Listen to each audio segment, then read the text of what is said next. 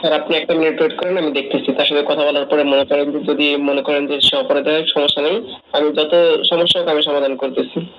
আচ্ছা, hello hello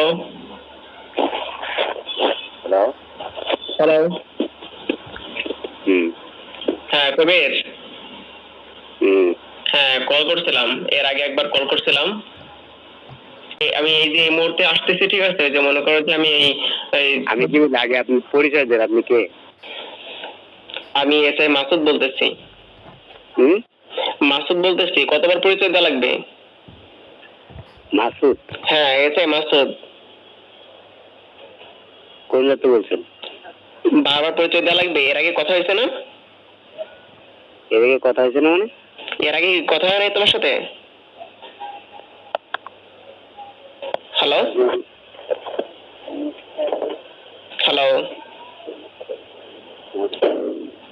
hello. Hello. হ্যাঁ, ওই কবির কোথায়? কে? আচ্ছা, ওই যে আমি কিছুদিন আগে কল করছিলাম, 2 একদিন আগে আপনাকে কল করছিলাম। কবে?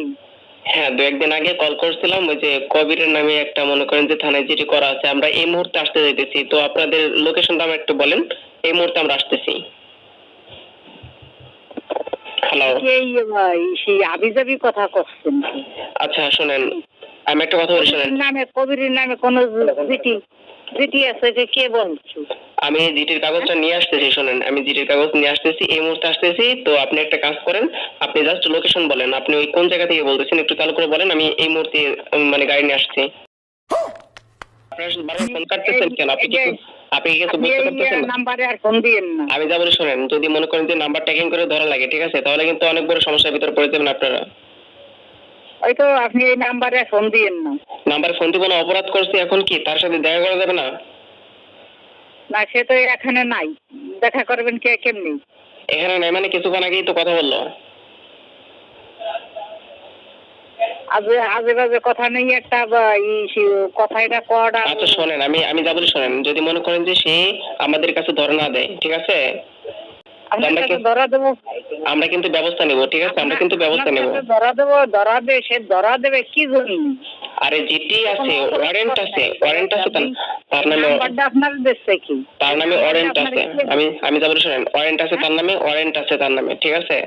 না, তার নামে কোনো ওয়ারেন্ট নেই। এখন কি আপনি চান যে আপনার ট্যাগিং করে ধরা লাগবে আমার? হ্যাঁ। যদি